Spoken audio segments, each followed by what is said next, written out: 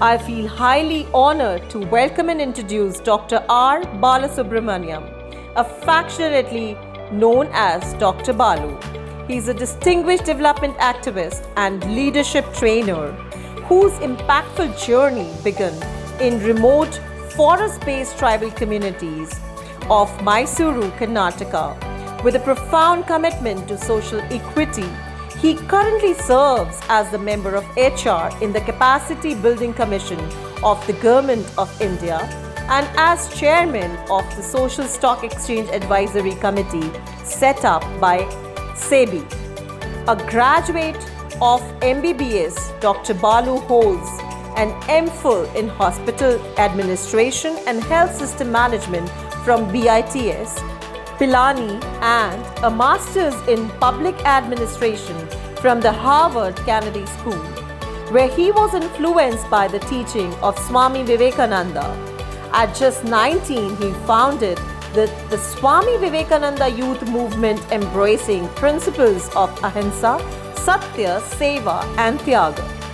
Over 3 decades, he has dedicated his life to uplifting rural and tribal communities through grassroots initiatives, including founding the Grassroots Research and Advocacy Movement, a public policy think tank in India, a celebrated scholar and author of 9 books. Dr. Balu's insights are widely sought after and his work continues to inspire change. He is also the CEO of Seva Bridge Consulting Private Limited, embodying a blend of grassroots dedication and macro-level policies influence. Ladies and gentlemen, please put your hands together to welcome Dr. R. Balasubrahmanium. Namaskar. I was looking at the audience and I must confess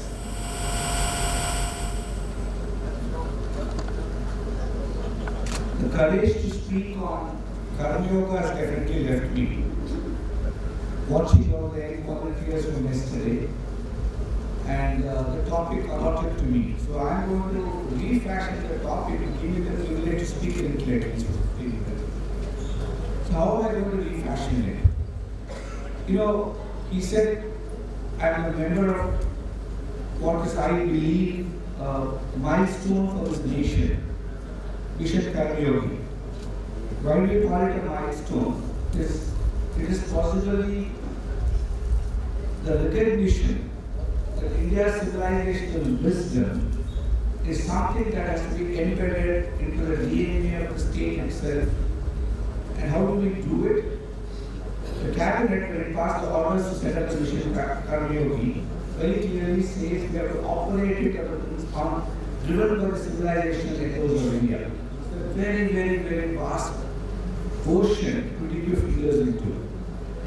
And very earnestly we started, and I thought, being a person who loves to have a normative definition of everything so that we could measure, and at the end of the day, this commission reports to the Honorable Prime Minister himself, and so whenever he reviews our work, his only question is, I don't ask about the 30,000 feet work that you're doing. On the ground, how does it make a difference to us citizens? And it's a very, very complex situation for us because he's somebody who loves data and he loves to have evidence. So I thought if we could define what is Karma Yoga from a government perspective, it's very easy to define from a stage like this, and measure it, how do you even say the shift? Because the mandate given to us is very simplistic in the Prime Minister's opinion. First mandate, he said, in लोगों को कर्मचारी भाव से कर्मयोगी भाव आना चाहिए. It's a very generic statement. They want to revise their approach or relook at themselves, drive themselves with the mindset, not of a public servant. The teacher is damn good. They act and behave like a public servant. But they operate in the spirit of shift their approach to Karma Yogi. And what does it really mean? So I tried to define how would a person in government, if he's a true Karma Yogi, operate? How do you behave? How is it even measurable? And is it even trainable? Is it through a set of courses, training programs, behavioral change efforts? Actually get this shift. So it took us quite some time, and we think we are getting better and better with this kind of tools that we're not developing. But I'm saying all this because it's very easy to simply say, no, and I find enormous ways of interpreting the Bhagavad Gita. And when you read the Bhashyas of the Acharyas, if you were to look at Shankara's commentary of the Gita, we celebrate Adi Shankara the fact that he was here for a long time, actually 8 years, I think, of his life. And you can see a very Advaitic oneness perspective. And it is sometimes a little so abstract. It's easier not to read Shankara than to get confused. So many of us move away from that. If you read Madhava's commentary on the Bhagavad Gita, if you read Ramanuja's commentary on the Bhagavad Gita, and all of them are celebrated for bringing in different ways of approaching the problem. And for me, the challenge was how do you see interpreting it from a very practical sense? How do you really get it and practicalize it? Because it's very nice to meet every year. You know, I told the audience was wonderful in the earlier session. And I was wondering, how does Vikram manage all this? How does he manage to inspire so many people, so many young people to come? So the other side of me said, but can I spot a face I don't know? Because sometimes we are the same people in the conferences, we are the same people talking about the Dharma Yoga, we are the same people talking about the Bhagavad Gita. So is it really a useful practical tool today? Actually, when the AI was announced, it was music to my ear. So that's something which I think will really resonate in the younger generation. If you can teach Bhagavad Gita to TikTok, possibly you reach a large number of people, and people might matter. So when we started deconstructing, what does it really mean? Because everybody who asks is a self-proclaimed expert. In India, we have expert commentators, like the Acharyas or Bhashikaras for us. In India, we have commentators on cricket. We have commentators on movies, and we have commentators on politics. And we have commentators on corruption. Everybody has an opinion about how it should be fought, what should be done. But the same person who gives a long commentary on how corruption is destroying this country would not hesitate in the evening to go do something which he doesn't see as corruption even. He will not stop at the red light. In Ujjain and Indore, I was watching, I hardly found people wearing helmets. So for them, they didn't see it as corruption. And for them, those kind of commentators in the Bhagavad Gita also exist today.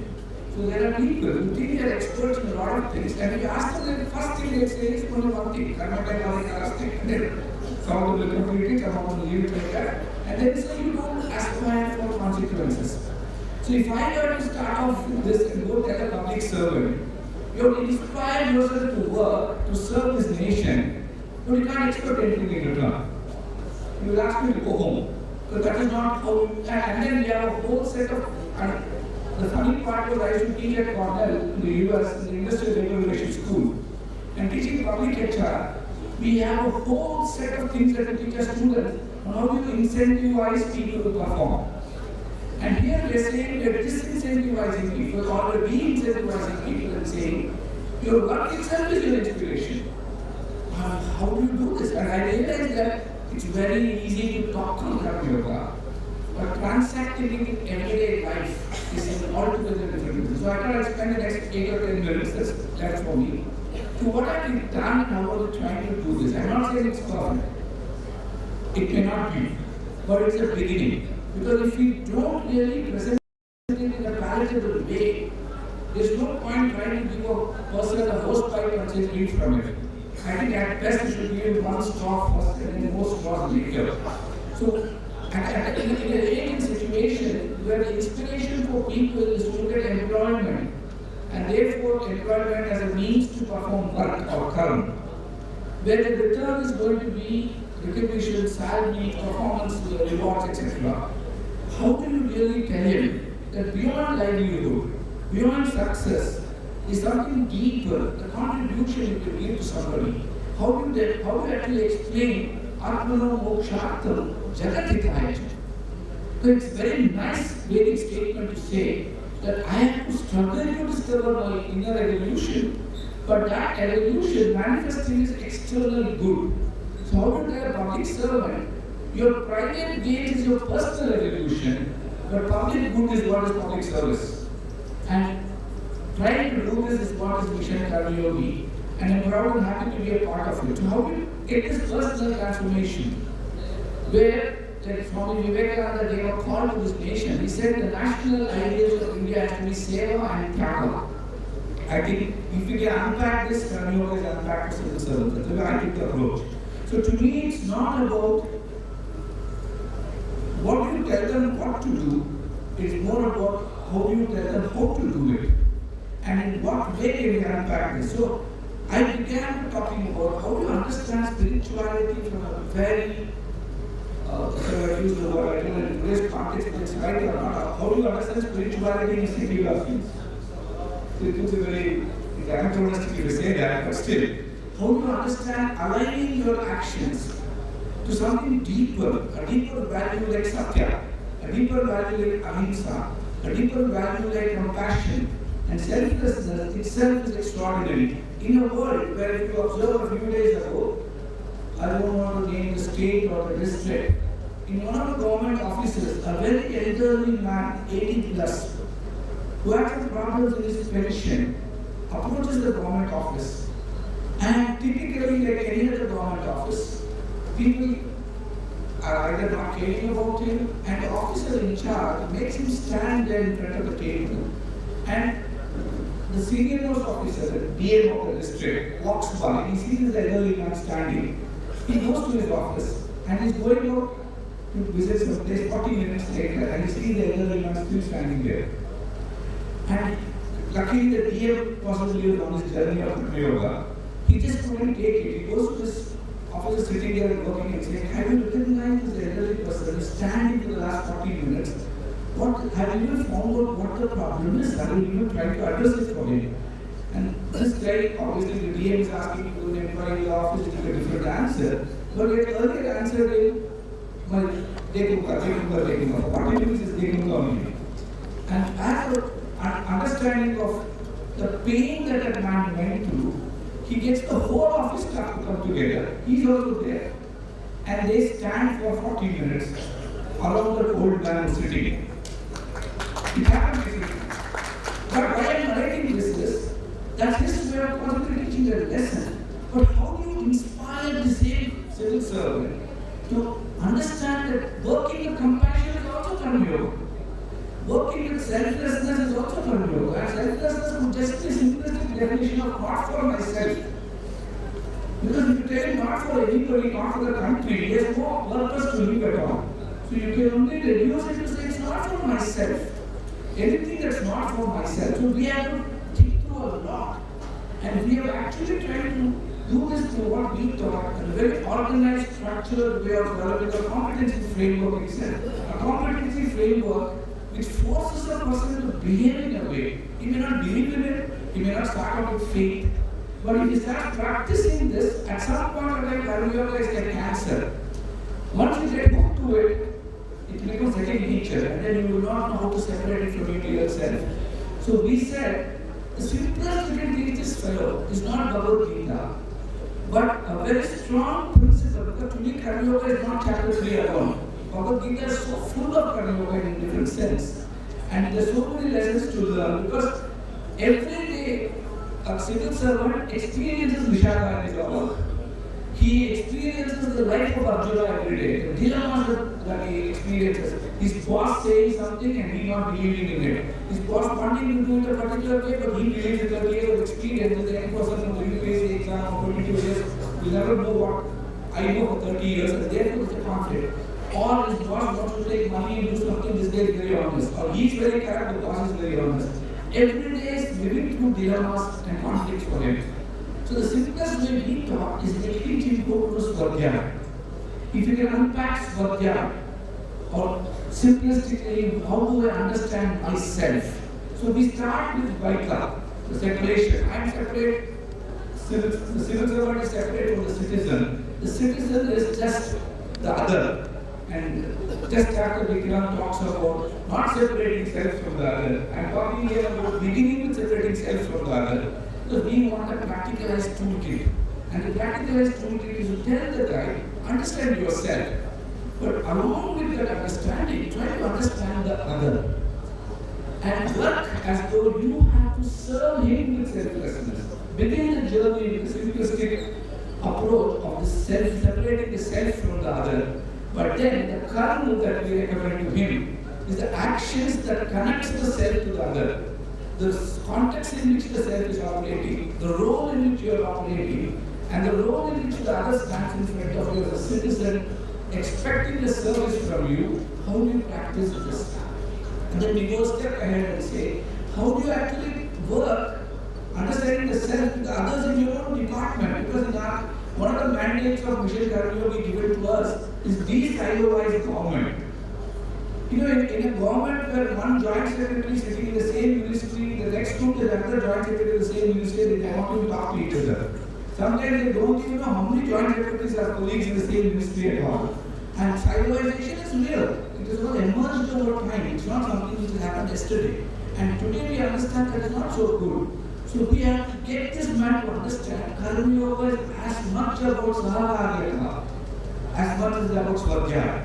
Because in Sahakaryata is the appreciation and beginning of some amount of sublimation of your ego, that I don't have to do it myself. We can do it together. The we may not be perfect, the we is better than the I. So we are trying to be as simplistic as possible. And then we say, well, Karma Yoga is also efficient action. And it's very, if I try to tell you what Swami Vivekananda said, intense activity amidst activity, and intense inactivity amidst, intense activity amidst inactivity, and inactivity amidst activity is very confusing. If I tell you detached attachment and attached attachment is a Karma Yoga will and run away. So we have to tell him, you have to be efficient in what you do. And so we give him the tools of a Rajya Karma, which enables you to be efficient, determine effectiveness, because Karma Yoga is also excellence in action. We don't think, we just think separating results from our work is great. It is not just efficiency, it's also effectiveness, it's excellence in action. And we tell him how to do it. But finally we come back and say, your dharma, your swadharma is to serve. And serve the citizens, all stakeholders in this context. So we give him a journey where he starts off saying the self and the other is separate. But he carries on this journey to reach a point where there is neither the self nor the other. And there is no action actually connecting them also. Maybe very few will achieve this in 35 years of the service. Maybe nobody will achieve it. But sadhana is like that. Many of us are doing our own practices every day. We don't know where we get to.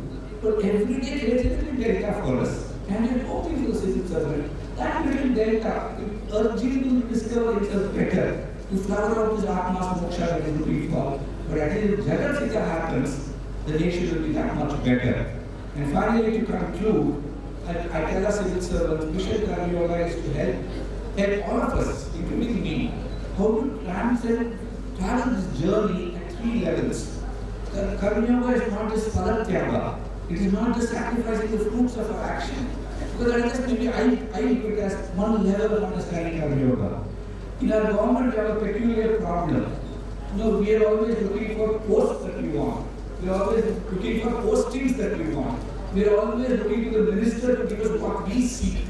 And Vivekananda said it so beautifully. He said, Karma Yoga is neither learning how to be.